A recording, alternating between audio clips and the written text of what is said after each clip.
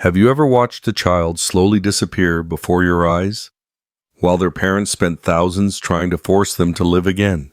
What if I told you that sometimes the most expensive treatments fail where the simplest heart succeeds? Contrary to what most people believe, it wasn't the team of psychiatrists, nutritionists, and eating disorder specialists costing $15,000 per month who finally reached 12-year-old Emma Whitman. It was Miss Ruby the housekeeper earning $20 an hour, who everyone ignored, dismissed as just the help, but who understood what the expensive experts missed completely. I've studied hundreds of childhood depression cases, and this story reveals something profound about healing that money can't buy. It shows how authentic connection can succeed where clinical intervention fails. By the end of this story, you'll understand why sometimes the cure for a broken heart isn't found in medical textbooks. It's found in the simple act of being truly seen by someone who cares. You'll discover how genuine love can heal what expensive treatments cannot touch. Emma went from refusing all food for 3 weeks to eating her first full meal in months, proving that healing happens when someone takes the time to understand the pain behind the symptoms, not just treat the surface behaviors. If you skip this story, you'll miss the moment that shows why the person who saves your child might be someone you've never really noticed and why the most powerful medicine is often the simplest. The Whitman family's 8,000 square foot Beverly Hills mansion represented everything money could buy: marble floors, crystal chandeliers, and floor-to-ceiling windows overlooking perfectly manicured gardens. But inside this palace of privilege, a 12-year-old girl was slowly dying from a hunger that food couldn't satisfy. James Whitman, worth $47 million from his real estate empire, sat in his mahogany-paneled office, reviewing quarterly reports while his daughter wasted away upstairs. His wife, Victoria, a former fashion model who'd traded her career for trophy wife status, was planning another charity gala in their grand ballroom, completely oblivious to the crisis unfolding in their own home. Emma Whitman had once been the bright center of their Instagram perfect family photos. Blonde hair, always perfectly styled, designer clothes hanging perfectly on her small frame. Smile practice for social media posts that garnered thousands of likes. But 3 months ago, something had shattered inside this child, and now she existed in a world of silence and refusal that terrified her parents and baffled expensive experts. The breaking point had come on a Tuesday evening in September. Emma, returning from her elite private school, had overheard her parents in James's office discussing their marriage in terms that made her blood run cold. Not words of love or commitment, but calculations about assets, custody arrangements, and how a divorce might impact their social standing. "Emma's 12 now," Victoria had said coldly, "old enough for boarding school if custody becomes complicated. We could position it as educational opportunities rather than family breakdown." James had responded with equal detachment. The Swiss school costs $80,000 annually, but it would simplify arrangements. She'd be someone else's responsibility during the messy transition. Emma had stood frozen in the hallway, listening to her parents discuss shipping her away like an inconvenient piece of furniture. In that moment, she realized that everything she'd believed about her family, the love, the security, the belonging, was an elaborate lie performed for cameras and social media. The descent into depression had been swift and devastating. Emma stopped participating in family activities, claiming she was tired or busy with homework. She withdrew from school friends who had once competed for invitations to her elaborate birthday parties. She spent entire days in her room, emerging only when absolutely necessary, her once bright personality dimming like a candle slowly burning out. Have you ever felt like the people who should love you most see you as a burden instead of a blessing? By October, Emma's eating had become irregular. She picked at meals claiming she wasn't hungry, pushing expensive foods around plates while her parents discussed business deals and social obligations.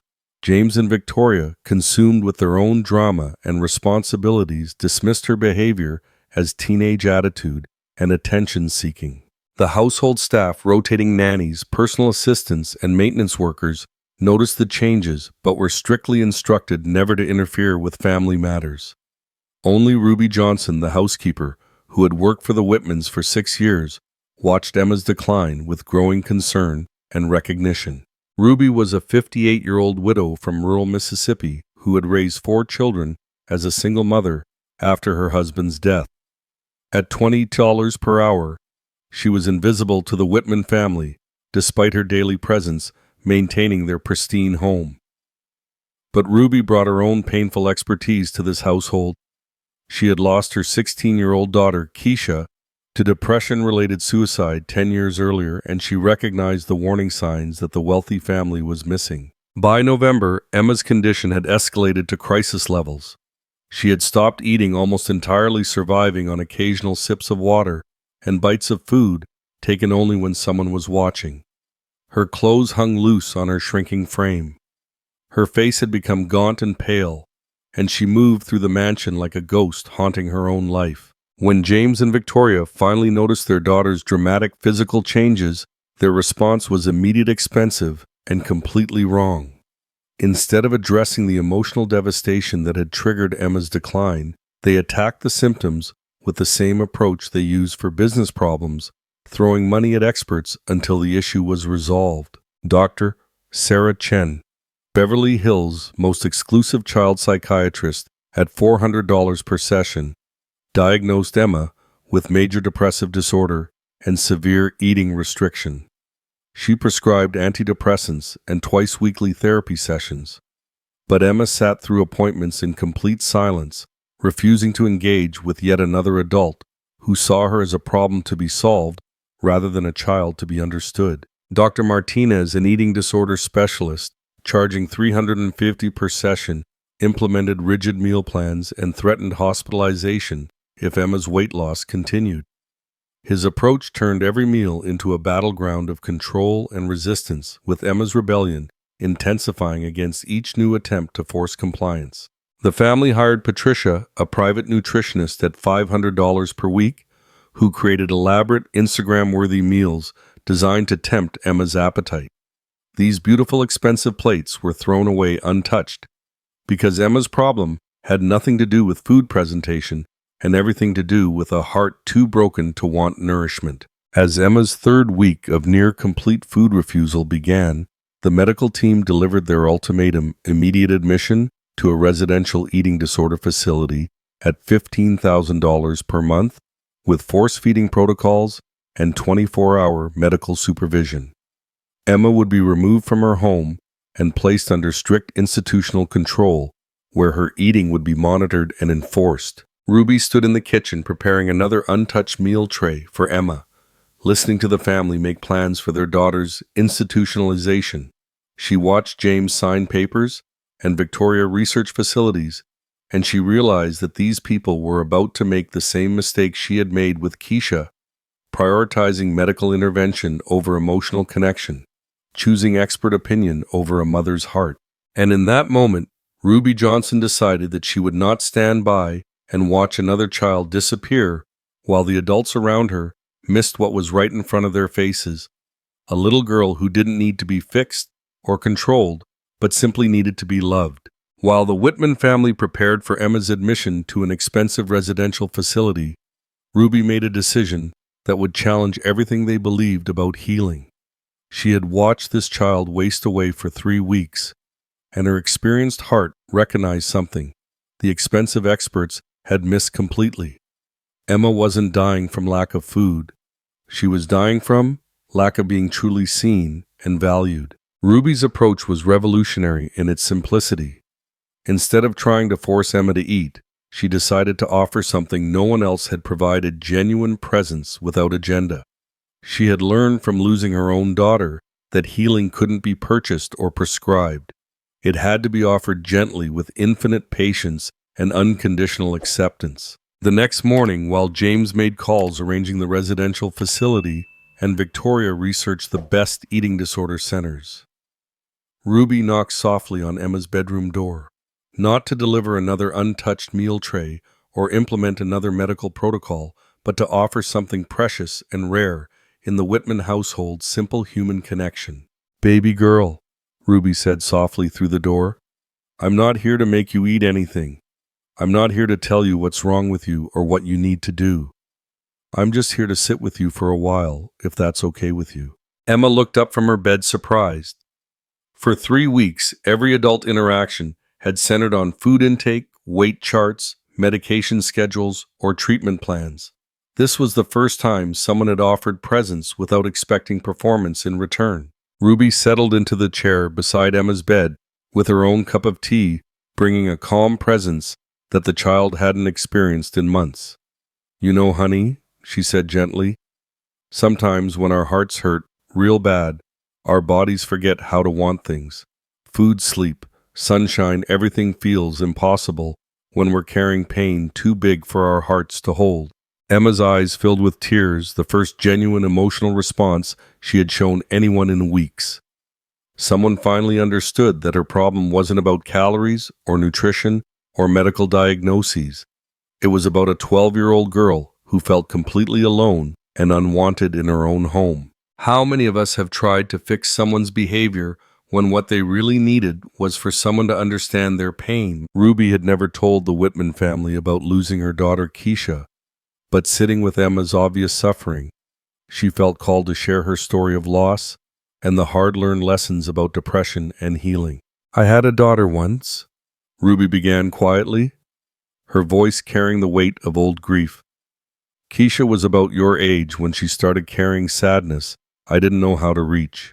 Smart, beautiful girl, but something inside her was hurting so deep that she couldn't find her way back to the light.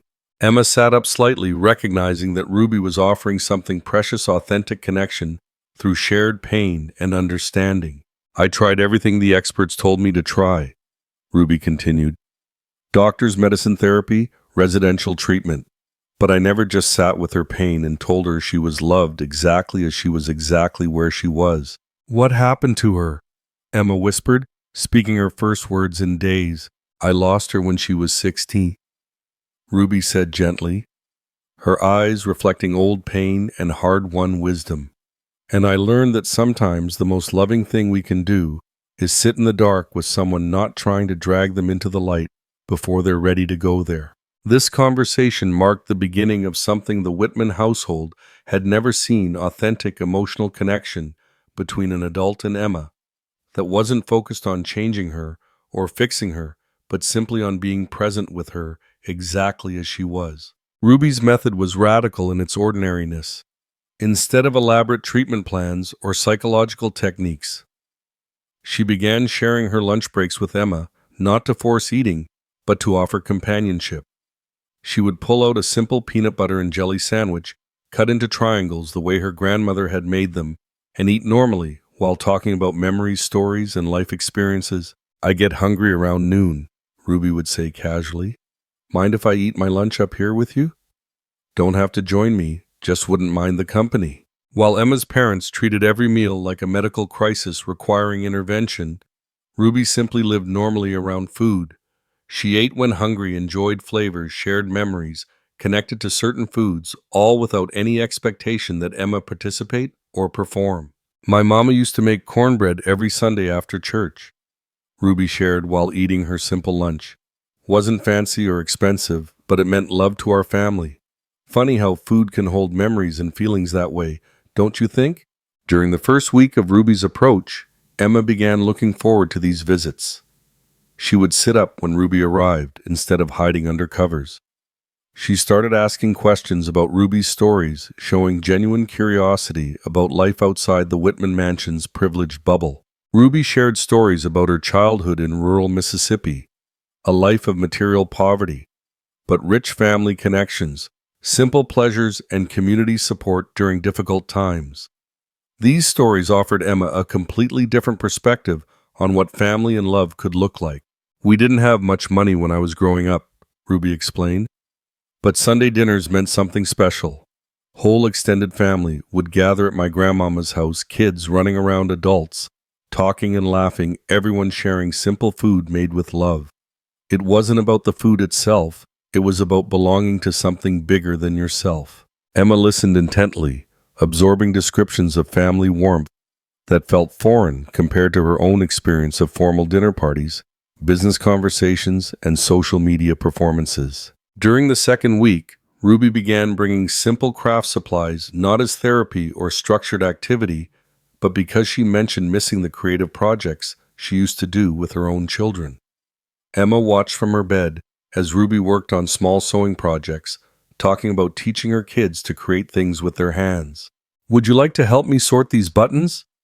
Ruby asked one afternoon, not making it about treatment or engagement, just about shared activity between two people who enjoyed each other's company. Emma's hand tentatively reached for the colorful buttons, her first voluntary participation in any activity for 3 weeks.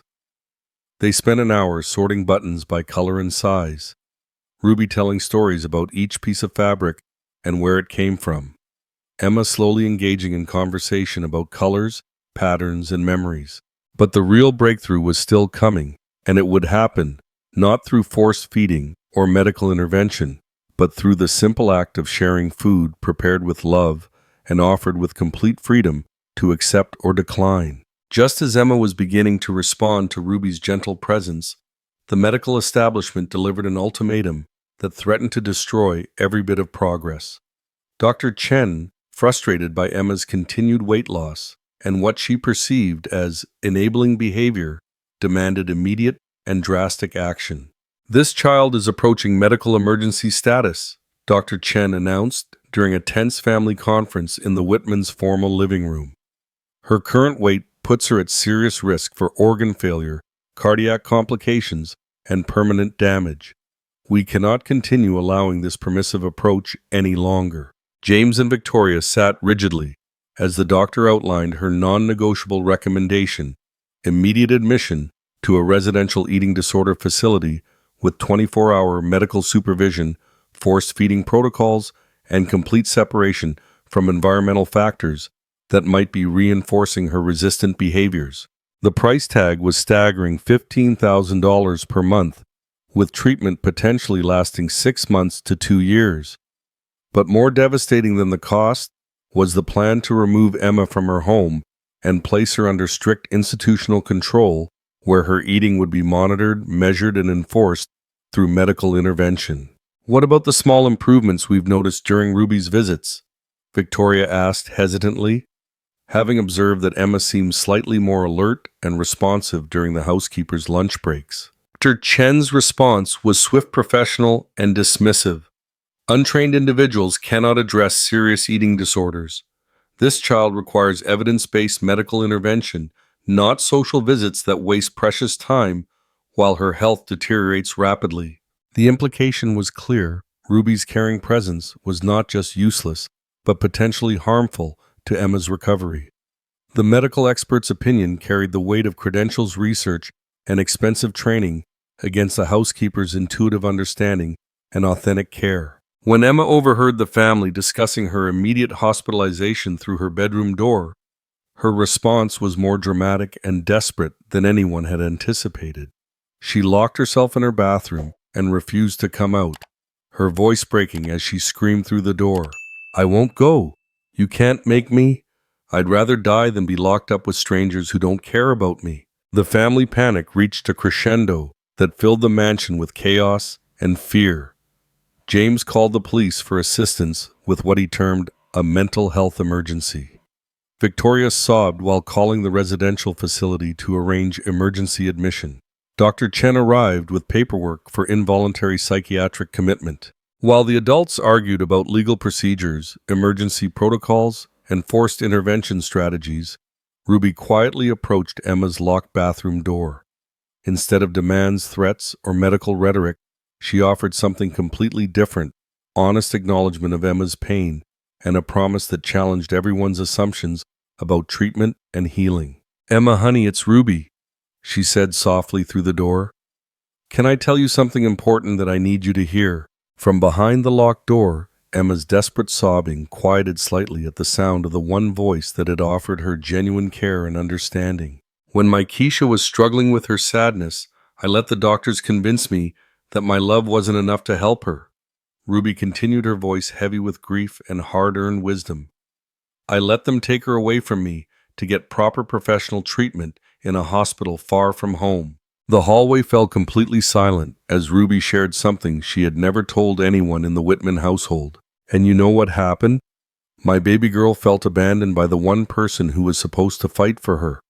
She felt like I had given up on her and handed her over to strangers because I didn't think she was worth saving myself. Have you ever realized that sometimes the right decision, according to experts, is completely wrong for the person you love? I won't let that happen to you, baby girl, Ruby promised with fierce conviction. If you'll open this door and trust me, I swear to you. Ruby Johnson swears to you that we'll figure this out together. No hospitals, no strangers, no force or control, just you and me, and all the time you need to heal. After 20 minutes of Ruby's gentle words and unwavering promises, the bathroom door slowly opened. Emma appeared thin and fragile, but looking directly at Ruby with trust she hadn't shown any adult in months. Will you really stay with me? Emma whispered, her voice barely audible. Baby girl, I'm not going anywhere, Ruby replied, opening her arms for the hug Emma desperately needed. We're going to get through this together. Dr. Chen immediately protested with professional authority and medical concern. This is medically irresponsible and potentially dangerous. The child requires professional intervention, not emotional enabling, that ignores the severity of her condition. But James Whitman, watching his daughter cling to the housekeeper he had barely acknowledged for 6 years, made a decision that shocked everyone present. Dr. Chen, your services are no longer needed. Ruby, what do you need from us to help our daughter? Ruby's answer was simple, direct, and revolutionary. I need you to stop treating Emma like a medical case and start treating her like your daughter. She doesn't need force feeding or residential treatment. She needs to know that she's loved, wanted, and safe in her own home. That evening, Ruby prepared something she had never been allowed to cook in the pristine Whitman kitchen. Simple soul food from her Mississippi childhood. Fried chicken, mashed potatoes, green beans, and cornbread. Not because it was nutritionally perfect or medically approved, but because it represented love, family, and comfort. She set up a small table in Emma's room, transforming the space from a medical battleground into a place of family connection. Just you and me tonight, baby girl. No pressure, no rules, no monitoring, just sharing a meal the way family is supposed to.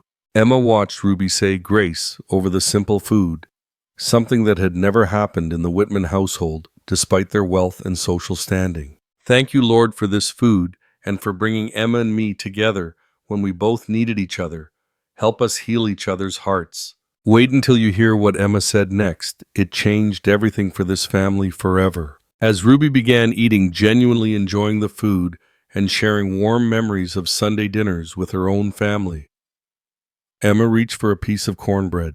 Not because she was forced to, not because of medical necessity or expert recommendation, but because the food represented something she had been starving for: genuine love and belonging. Ruby, Emma said quietly, taking her first real bite in weeks. Will you teach me to cook like your mama taught you? Oh, honey, Ruby smiled through tears of joy and relief. I thought you'd never ask. We're going to cook together, eat together, and heal together. That's what real family does. 2 months after Ruby saved Emma from forced hospitalization, the Whitman household had been completely transformed. Emma had regained healthy weight, but more importantly, she had rediscovered her voice, her joy, and her sense of belonging in her own family.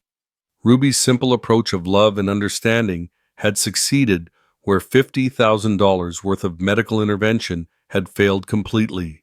Emma was now Ruby's official kitchen apprentice, spending every afternoon learning to prepare family recipes that connected her to Ruby's rich heritage and warm family traditions. Their cooking sessions became the highlight of both their days, Emma learning not just cooking techniques, but stories of resilience, family love, and finding joy in life's simple pleasures. James had made dramatic changes to his priorities, cutting his work schedule by half to spend meaningful time with his daughter. He finally understood that Emma needed his presence and attention more than his money or business success. Family dinners became sacred time, with Ruby joining them at the table as an honored family member rather than hired help. Victoria had undergone her own transformation, learning from Ruby how to nurture and connect rather than manage and control. She began volunteering with a local organization supporting families dealing with childhood depression, sharing her story, and advocating for approaches that addressed emotional needs alongside medical symptoms. The family established the Whitman Foundation, providing family support services for children struggling with eating disorders and depression.